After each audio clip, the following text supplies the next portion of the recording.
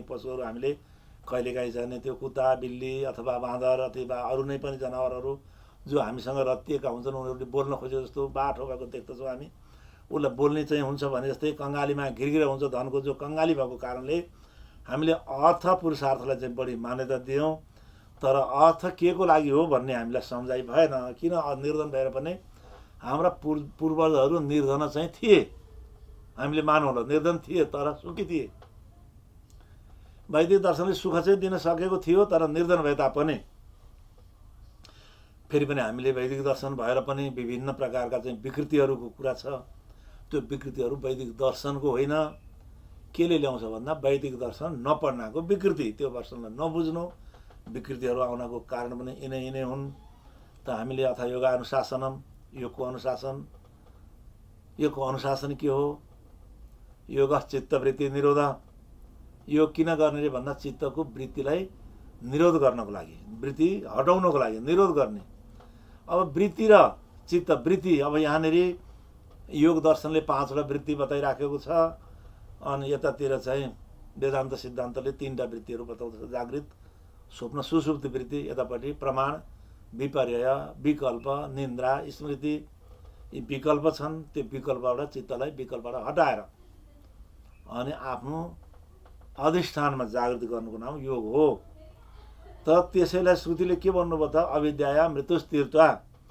यसबाट के हुन्छ त भन्दा अविद्याको चाहिँ हामीले साधना गर्छौँ। यो अविद्याको साधना हो, योगको साधना हुँदा अब योगमा पनि धेरै विधि छ।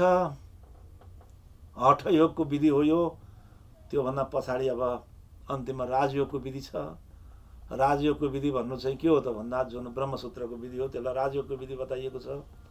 राजयोगको विधिमा कुनै पनि प्राणायामको विधि हुँदैन, समाधिको विधि हुँदैन, अनि यो सबै कुरा ज्ञानको विधि हुन्छ। ज्ञानको विधिबाट जुन योग हुन्छ।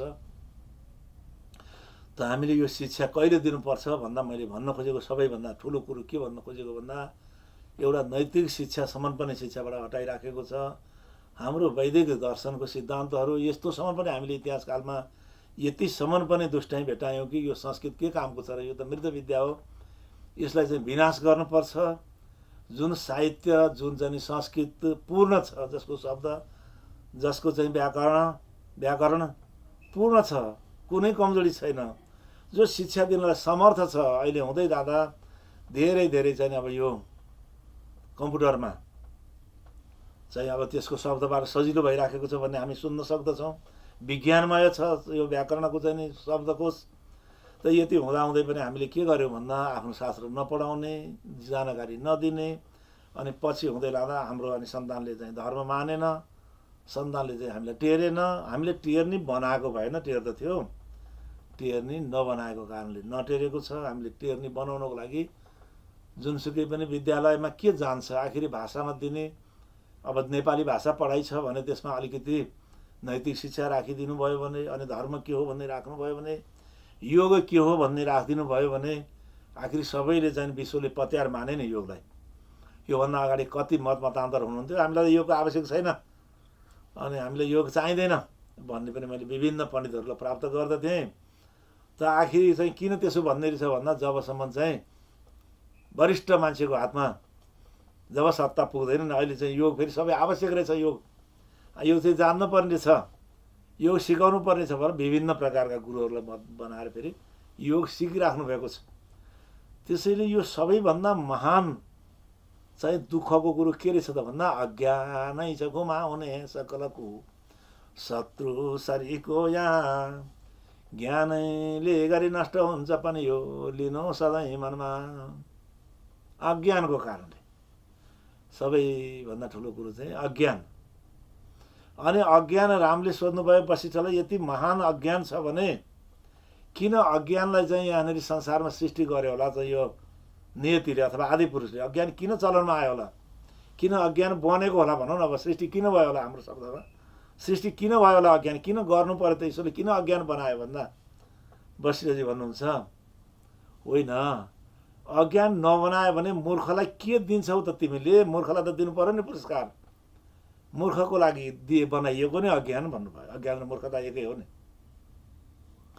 अनि मूर्ख नबनाए भइहाल्यो नि भन्दा। अनि अज्ञान कसलाई दिने नि फेरि? मूर्ख नभए अज्ञान दिने ठाउँ छैन। अज्ञान मूर्खको लागि, मूर्ख अज्ञानको लागि। अनि त्यसैले गर्दा भन्नुहुन्छ त्यो कस्तो छ त मूर्ख भन्दा?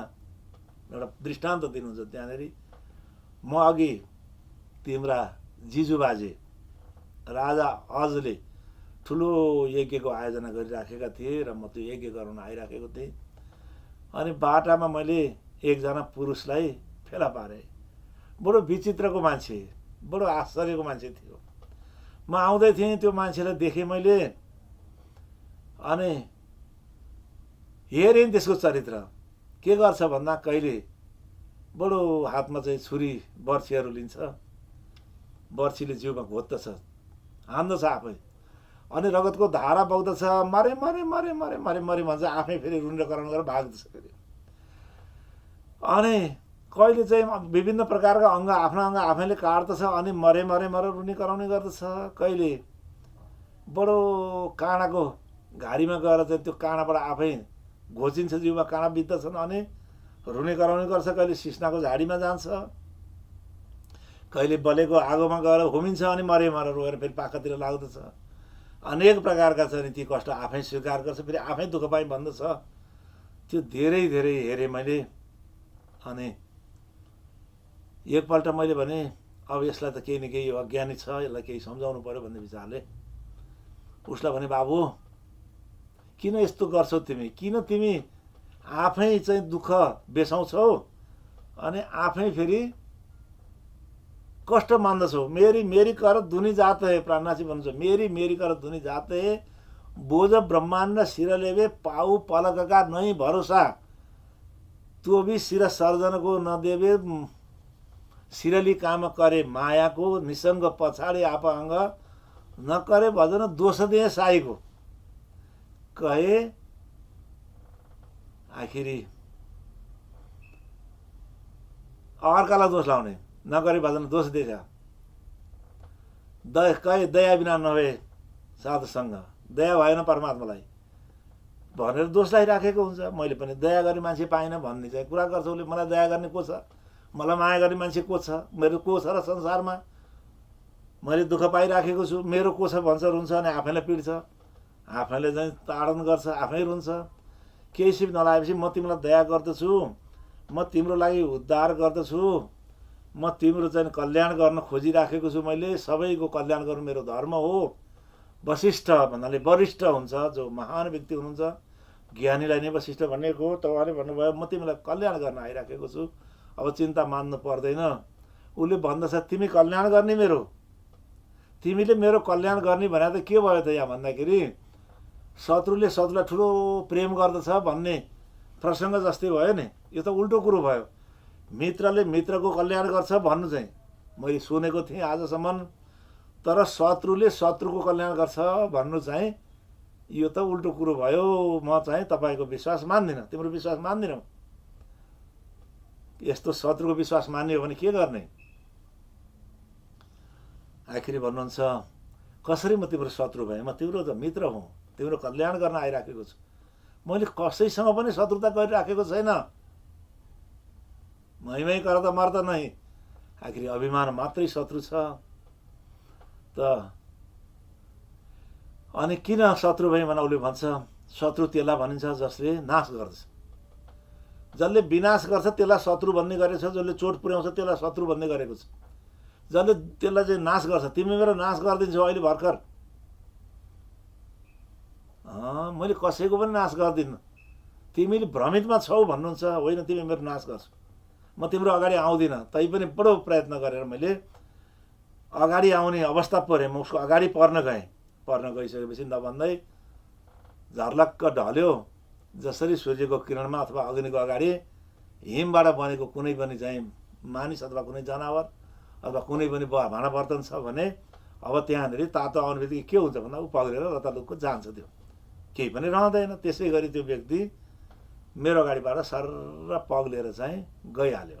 अनि मैले देखेँ छैन त्यो त मर्यो, सिद्धियो। के थियो त भन्दा त्यो अज्ञान थियो, वशिष्ठ ज्ञान थिए। ज्ञान प्राप्त गरिसकेको उपरान्त उसको जुन चाहिँ भ्रमित शरीर थियो त्यही शरीरलाई मैले उसले महु भन्ठानी राखेको थियो। तर उसको जुन अस्मिता रूपी मोह मरेको थिएन। अनि त्यो अस्मिता रूपी मोह चाहिँ जुन चिन्मय सत्ता थियो, त्यो सत्ता स्वरूपमा कहाँ गयो त? त्यो सत्ता स्वरूपमा अब कहाँ गयो त त्यो मान्छे? कहाँ पुग्यो? अब वशिष्ठले जब उसको उद्धार गरिसकेपछि भन्दा त्यो व्यक्ति वशिष्ठमा गएर एकाकार हुन पुग्यो। अब वशिष्ठ र त्यो मूर्ख मान्छेमा अभिन्नता आयो, अभेद भयो त्यहाँनिर। अनि वशिष्ठमै गएर मिल्यो त्यो मान्छे, अब अर्को मान्छे रहेन। त्यसैले यहाँनिर प्राणनाथजी बताउनुहुन्छ खिलवतमा गएर के गर्छ भन्दा आखिरी चाहिँ टोपी प्याला त चाहिँ अब यो बिखको प्याला खाने गर्नुपर्छ तिमीले, मौतका मर्ने औषधि खाऊ अनि मात्रै। पहिले टोपी सर्वत मौतका, पहिले तिमीले मर्ने चाहिँ दबाई खानु पर्यो भन्दा उसले भन्छ। अनि मै मरेपछि त सिद्धि त गयो, अनि आफैले मर्ने दबाई कस्तो गुरु हुन्छ तपाईँ भन्दा बाबा तिमी मर्नुपर्छ, तिमी नमरे तिम्रो कल्याण हुँदैन। किनभने कति ठाउँमा यस्तो पनि व्यक्तिहरू हुनुहुन्छ आफैले छाया बनाइराखेको हुन्छ, अनि छायालाई चाहिँ किन आएको यो भनेर झगडा गरेर हुन्छ। कहीँ न कहीँ कति ठाउँमा के देखिन्छ भन्दा कुनै संस्था हुन्छ, त्यो संस्थाको चाहिँ म भक्त हुँ, सो संस्थालाई मैले एकदम उन्नतिको पथमा लान खोजिराखेको छु, मैले यो संस्थालाई धेरै माथि पुर्याउँदछु, म यसको चाहिँ शुभचिन्तक हो भनिराखेको हुन्छ। अनि त्यो संस्थाको बाधकको भन्दा त्यही व्यक्तिको कारणले अरू प्रवेश गर्न खोजेका व्यक्तिहरू त्यो संस्थामा प्रवेश गर्न सक्दैनन्। ऊ आफै कारण भइराखेको हुन्छ।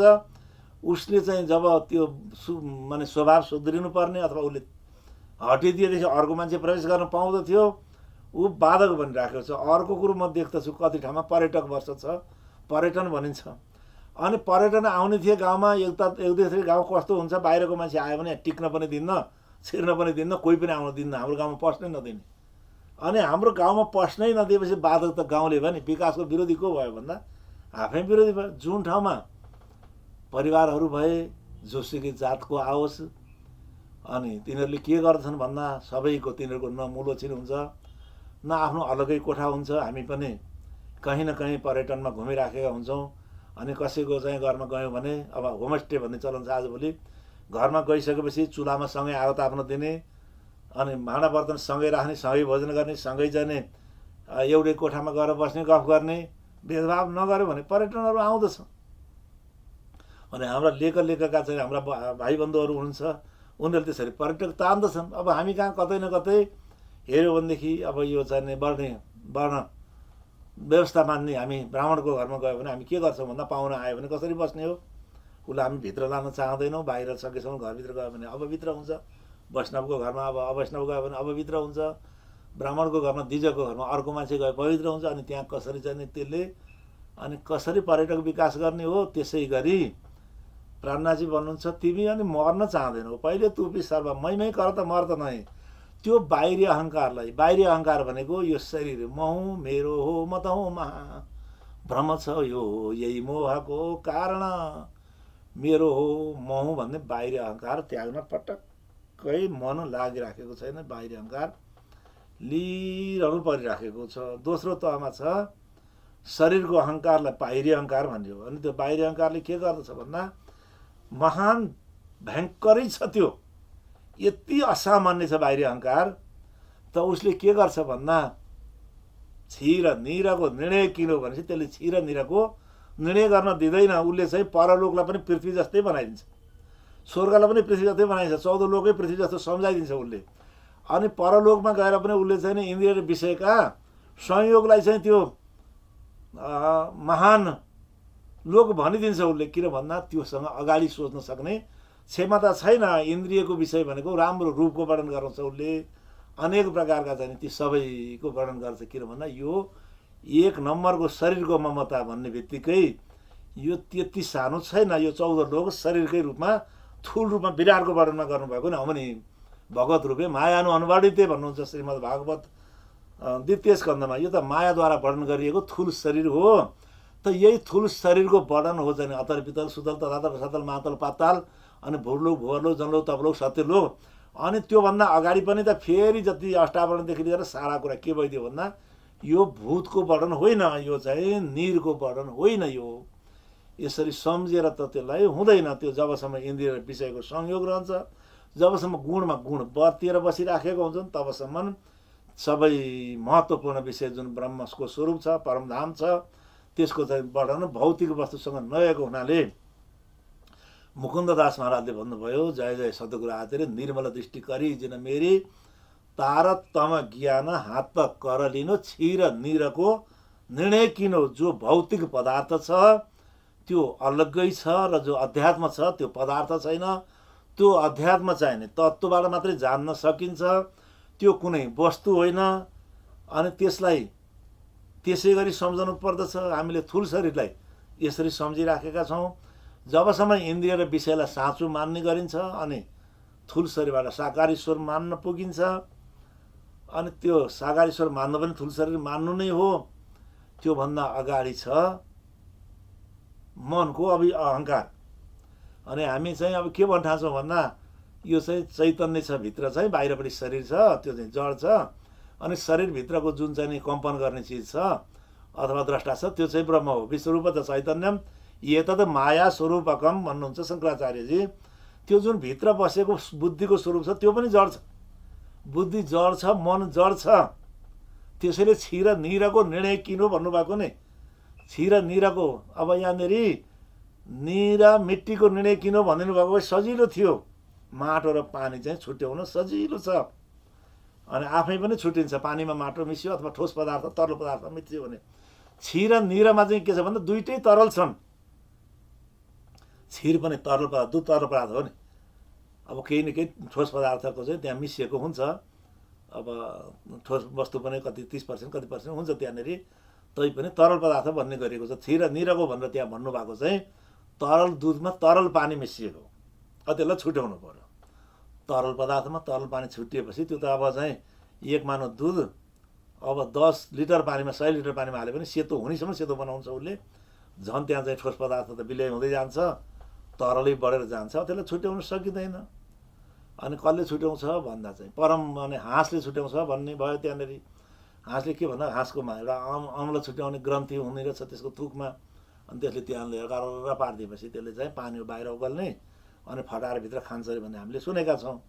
त त्यसरी क्षीर निरको निर्णय भनेको चाहिँ के हो त भन्दा अन्तस्करण र आत्मालाई छुट्याउन। अब सबैले यहाँनिर आत्माको कुरा गरिराखेको छ, आत्माको विषयको सबैले व्याख्या दिइराख्नु भएको छ। अनि आत्मा महान छ भनिराख्नु भएको छ। अनि आत्माको विषयमा जानिएको छैन। अनि जानिएको छैन भन्ने विषय के हो नि भन्दाखेरि आत्मा नजान्नु मूर्खता हो र भन्दा होइन। आत्मा नजान्नु पनि जान्नु हो। फेरि यसै मतम तसै मतम भन्ने सूत्र छ नि त्यहाँनिर। आत्मा नजान्नु पनि जान्नु हो। नैव वाचा न मनसा प्राप्नु सक्यो न चक्षुषा। त्यो मनले चिन्तन गर्न नसकिने, बाणीले वर्णन गर्न नसकिने, आँखाले देख्न नसकिने, आखिरी यतो वाचो निवर्तन्ते अप्राप्य मनसा सह। कसरी जान्ने त्यसलाई भन्दा त त्यसै गरी जान्ने जस्तै त्यसको विज्ञान छ नि त्यहाँ। तद् विज्ञानार्थ गुरुमेवादै गच्छेत। त्यो विज्ञान स्वरूप जान्न, त्यही विज्ञान पढेको गुरुमा जाउँ भन्नु पनि श्रुतिले। परीक्षलोकान कर्मचित्त ब्राह्मण, कर्मद्वारा प्राप्त गर्ने लोकका परलोकका सुखहरू, इन्द्रिय र विषयको संयोगका सुखहरूलाई निस्सार सम्झेर भन्नुहुन्छ। इन्द्रिय र विषयबाट विषयको संयोगबाट प्राप्त हुने सुखहरूलाई निस्सार भन्ने ठानेर यो लोक जसरी यो लोकमा भएका पद पदार्थ श्रुतिलाई कमसेकम हामी हेरौँ न। त्यत्रो चाहिने ब्रह्मानन्द बल्ली छ तैत्तरीय उपनिषदमा। त्यहाँ भन्नुहुन्छ नि यतो वाचो निवर्तन्ते अप्राप्य मनसा सह आनन्द भ्रमरूपितन अव्यति कथम चन भनेपछि आनन्द मीमांसा भन्नुहुन्छ नि। त्यहाँ आनन्दको मीमांसा गर्नुहुन्छ। एउटा चाहिँ मानिसको आनन्दको व्याख्या गर्नुहुन्छ। एउटा मानिस युवक होस् अनि पढे लेखेको बुद्धिजीवी होस्, स्वस्थ शरीर हो, युवा अवस्था होस्, अनि सम्पत्ति टन्न आफूलाई चाहिँ भोग गर्ने सम्पत्ति प्राप्त होस्, भोग गर्न सक्ने शारीरिक क्षमता होस्, अनि पृथ्वीमा चाहिँ माने पद प्रतिष्ठा प्राप्त होस्। त्यो एउटा के हुन्छ अरे भन्दाखेरि मानिसको आनन्द भन्ने मानिन्छ। त्यसले चाहिँ पृथ्वीमा प्राप्त गर्ने ठुलो पद प्राप्ति छ, सम्पत्ति चाहिँदो प्राप्ति छ, वाहनहरू प्राप्ति छ। त यो चाहिँ यस्तो एउटा मानवको जुन मानवीय आनन्द छ, एउटा मानव गन्धर्वको आनन्दको अगाडि 100 गुणा घटी छ अरे। त्योभन्दा 100 गुणा बढी एउटा मानव गन्धर्वले आनन्द प्राप्त गर्दछ। अनि त्यो आनन्द केही पनि देख्दैन रे कसले भन्दा चाहिँ त्यहाँ कमसेकम 12वटा चाहिँ खुड्किला छ। मानव आनन्दबाट देव गन्धर्व देवताको आनन्द, त्यस्तै प्रकारले चाहिँ अजानज देवताको आनन्द, पितृदेवताको आनन्द, अनि अर्को चाहिँ बृहस्पतिको आनन्द, प्रजापतिको आनन्द, इन्द्रको आनन्द, बृहस्पतिको आनन्द, प्रजापतिको आनन्द, त्यहाँनिर विभिन्न आनन्दको त्यहाँ व्याख्या गर्दै गर्दै प्रत्येक आनन्द शब्दको अगाडि श्रोत्रियस्य च कामः तस्य भनेपछि जो श्रोत्रिय छ र जसको कामना सिद्ध भइसकेको छ त्यसको लागि चाहिँ जो सर्वोपरि आनन्द प्रजापति आनन्द भन्ने बताइएको करोडौँ गुणाको आनन्द थियो, त्यो पनि अकाम व्यक्तिको लागि केही पनि होइन अरे। त्यो आनन्द केही पनि उसलाई सुख छैन त्यो। त्यसैले त्यहाँनिर पहिला शरीरको ममता भयो, अनि त्योभन्दा पछि मनको ममता मानसिक शरीर छ, त्यसलाई भन्ने गरिएको छ चाहिँ सूक्ष्म शरीर, जसलाई 17 तत्त्वले बनेको, कहीँ 25 तत्त्व पनि भन्ने गरिएको छ। त्यो सूक्ष्म शरीरलाई लिएर कतिले चाहिँ फेरि यो आत्मा हो भन्ने भ्रममा हामी परिराखेका छौँ। अब आत्मा यो हो किन त भन्दा यो चाहिँ मर्दछ अनि यसले चाहिँ शरीर प्राप्त गर्दछ, अनि शास्त्रमा बताइएको छ शरीर प्राप्त गर्दछ, परदेशमा जान्छ, परलोकमा जान्छ, अनि कहीँ न कहीँ पुराणहरूमा बताइएको छ फेरि यहाँबाट कसैले पिण्ड तर्पण गरे त्यसैबाट अर्को शरीर प्राप्त गर्दछ, त्यसबाट चाहिँ 10 अमलको लामो शरीर प्राप्त गर्दछ। त्यो शरीर प्राप्त गर्यो भने उसले चाहिँ यमयातना भोग्न पाउँदछ। यदि उसको चाहिँ त्यो माने क्रिया कर्महरू भएको छैन भने त्यो शरीर वैदिक विधिअनुसार त्यो शरीर प्राप्त गर्न सक्दैन उसले। अनि प्राप्त गर्न नसकेपछि सुख र दुःखको शरीर प्राप्त गर्नु भनेको चाहिँ कर्म विभागमा रहनु हो। उसको कर्म कट्टी हुँदै जान्छ, दिनदिन उसको ऋण तिरिँदै जान्छ। तर असुरिया नाम ते लोका अन्धेन तमसावृता, जसले चाहिँ त्यो वृत्ति जानिसकेको छैन, जसलाई वेदको विधिबाट औरदैहिक क्रिया भन्ने गरिएको छ, जो चाहिँ मृत क्रिया हुन्छ, अनि त्यसबाट चाहिँ त्यसले त्यो क्रिया वस्तु प्राप्त गरेन भने के हुन्छ अरे भन्दा प्रेत आएका छन् ती। अब उसको चाहिँ फेरि कहीँ पनि यमलोकको गमन पनि रहँदैन। अब ऊ के गर्छ भन्दा एकदम एउटा चिज बाँकी छ उसँग, किन भन्दा त्यो चाहिँ रोकिएको छैन, त्यसैले पीडित भइराखेको छ, भोग त्यागिएको छैन, आशा त्यागिएको छैन। हरेक चिज पानी पिउन मन लाग्छ, तिर्खा लागिराख्दछ, हामी भन्दछौँ प्रेतलाई तिर्खा लाग्दछ, अनि नदीमा जान्छ दौडेर पानी पिउँछु भनेर पिउन थाल्दछ, अनि त्यही पानी पनि पिउँछु भन्दा चाहिँ त्यहाँनिर बागमती माने शाली नदी सुकिन भन्ने स्वस्थानीको प्रसङ्गमा आउँदछ। अनि भात खान थाल्दाखेरि त्यो चाहिँ बालुवामा पढेर भयो भने जस्तै त्यो प्रेतलाई के हुन्छ भन्दा जो नास्तिक छ, जसलाई परमात्मा तत्त्वमा आस्था छैन, उसले न त त्यो चाहिँ परलोक जान पाउँदछ, त यो चाहिँ मनको स्वरूपमा पनि जान पाएन, अर्को स्वरूप प्राप्त गर्न मनले प्रेत स्वरूपमा जानुपर्ने भयो। अनि त्यसपछि जो पितृलोकमा जान्छ, परलोकमा जान्छ, अनि चन्द्रमामा पुग्दछ, फेरि फर्केर आउँछ। यो सारा केमा हुने गर्दछ भन्दा विश्वरूप चैतन्यमा यो सारा काम हुने गर्दछ। त्यो आत्मा नहुन सक्दछ, आत्मा नहुन सक्दछ। यथा दर्पे तथा पितृलोके भन्ने श्रुतिमा सूत्र छ, जसरी छायामा देखिन्छ त्यस्तै पितृलोकमा स्वभोग गर्दछ, त्यो आत्मा होइन। अब त्योभन्दा अगाडि कारण शरीर राखेको छ। कारण भनेको निमित्त, जसको कारणले के हो त कारण भनेको भन्दा अज्ञान। सूक्ष्म शरीर पनि अज्ञानबाट भएको हो र थुल शरीर पनि अज्ञानबाट भएको हो। अज्ञान को हो त भन्दा कारण शरीर हो। कारण शरीरबाट थुल शरीरको सृष्टि भयो, अनि कारण शरीरबाट नै सूक्ष्म शरीरको सृष्टि भएको हुनाले कारण शरीर सम्पूर्ण कुरामा सुखी छ, आनन्दी छ। आनन्द त थुल शरीरले पनि आनन्दै भोगेको हो नि।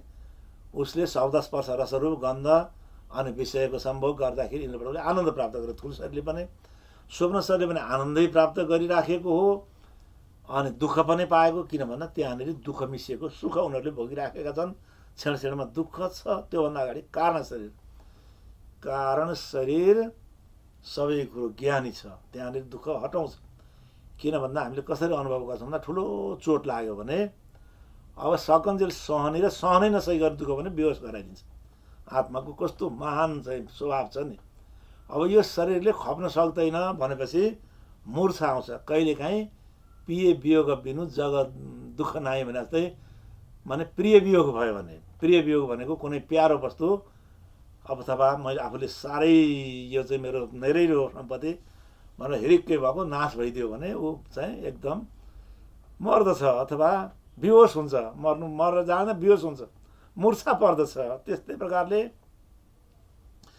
आफूलाई साह्रै माया गर्ने अथवा आफूले साह्रै रुचाएको आफूले माया गरेको व्यक्तिको वियोग भयो, बिछोड भयो, मरेर बिछोड भयो अथवा कुनै कारणले बिछोड भयो भने त्यतिखेर के हुन्छ भन्दा मूर्छा पर्छ, खप्न नसकेर। अनि शरीर जब कुनै हतियारले चोट लाग्दछ मूर्छा पर्छ। यो चाहिँ मृत्यु भएको छैन तर मूर्छा छ। कुनै न कुनै अब एक प्रकारको ड्रग्सहरू अथवा चाहिँ मदिरा जन्य पदार्थ सेवन गर्दछ अनि चाहिँ बेहोस परेर लड्दछ। यो चाहिँ सारा अब यो मूर्छा अवस्था हो। सुसुप्ति जत्तिकै त्यसमा पनि सुख छ, बिर्सन्छ उसले। त्यो चाहिँ किन त्यो ड्रग्स सेवन गर्ने मान्छेले ड्रग्स सेवन गरेका हुन् त नि भन्दा त्यहाँनिर तिनीहरूको पनि पैतृक सम्पत्ति, आफूले कमाएको सम्पत्ति, सम्पूर्ण सम्पत्ति सिद्ध्याएर, आफ्नो पद सिद्ध्याएर, बेइज्जत बनेर अनि सारा अलिकति चाहिँ धुवा तान्नको लागि उनीहरू गर्ने थिएनन्। किन भन्दा त्यहाँनिर मस्त जति बेरसम्म त्यो बेहोस हुन्छ त्यतिखेर उनीहरूले संसारका सारा कुराहरू बिर्सिनेलाई त्यो चाहिँ सुसुप्त नै हुन्छन् तिनीहरू। त अर्को सुसुप्ति के छ त भन्दा त्यस्तै प्रकारले निन्द्रामा गएर पनि सुसुप्त अवस्था प्राप्त हुन्छ। कसै कसैको चाहिँ अहिले सुसुप्त छ भन्छन् मान्छे, फेरि जीवनकालमा पनि जागृत अवस्थामा पनि सुसुप्त हुने, राम्रोसँग बोल्न नसक्ने। यो सुसुप्त सुख चाहिँ छ, किनभने सुसुप्तको लागि त भाङ धतुरो अनेक प्रकारका चाहिँ अब त्यो भगवान् महादेवलाई पनि त्यहाँनिर चाहिँ त्यो अध्यारोप लगाइराखेको छ। त्यो त शिवजीले के प्राप्त गर्नुहुन्थ्यो त्यहाँनिर, त्यो चाहिँ त्यसको मतलब समाधिमा जानुहुन्छ भनेर भन्न खोजिएको हो। तर लोकलाई शब्द बुझाउनको लागि भिखभाङ धतुरो पान गर्नुहुन्छ अनि सुतिरहनुहुन्छ। त भन्न खोजेको समाधिमा जानुहुन्छ। त्यो समाधि पनि के भयो भन्दा जब हठयोगको समाधि हुन्छ सुसुप्ति जस्तै, त्यो समाधि पनि त्यहाँनिर के हुन्छ भन्दा मूर्छा जस्तै हुन्छ।